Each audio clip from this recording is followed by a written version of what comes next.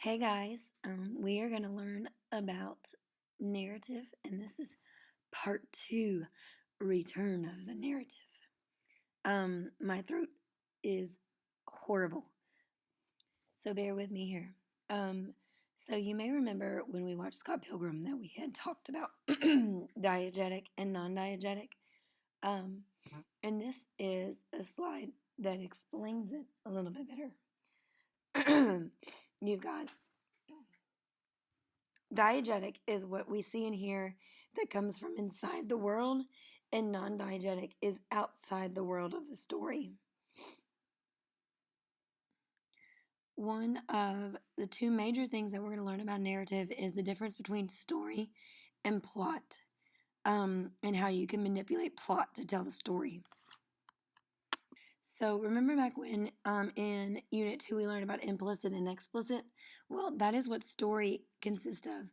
A story is all of the explicit and implicit narrative events in order of how the story occurs. So if I said tell me a story, you would tell me from start to finish. Now, plot is the ability to rearrange the narrative events to help tell the story better or in a more interesting way.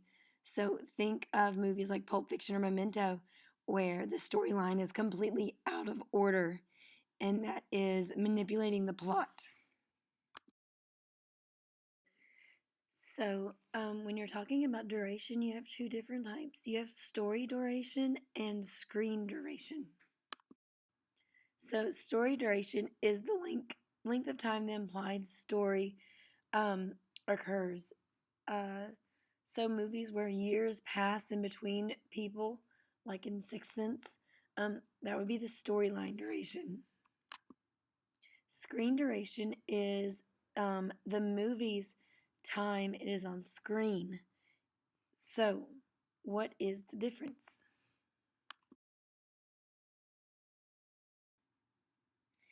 So, two really cool things to study in film in the narrative unit is suspense versus surprise. So, surprise is easy to explain. This is when we are taken unaware. It's usually shocking to us, and our response to it is short lived. They call these jump scares most of the time. Suspense is anxiety brought on by uncertainty of events, or we even know what's going to happen, and we become anxious with the plot line.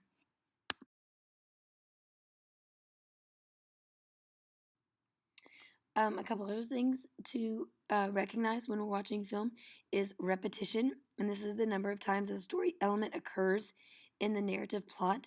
And so this can be easily explained by looking for the color red in the Sixth Sense. That would be an example of repetition. Familiar image is audio or visual image that calls attention to itself. It may be symbolic, and it may very well mimic something from earlier in the film. So obviously, when you talk about narrative and exposition, you talk about setting and scope, and setting is the time and place in which this story occurs. And so that can be futuristic, like this film. The setting is set in the future, or it could be in the past, like this one, where it's set in a Chinese empire. So animated films have setting that is designed for them. Specifically, Brave has a very specific setting where it is set to mimic Irish land, and they very much designed that.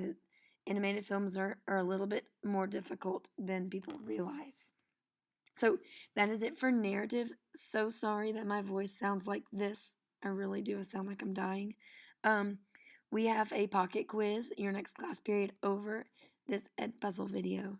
So make sure that you review information right before the quiz and ask me for help on what's going to be on the quiz.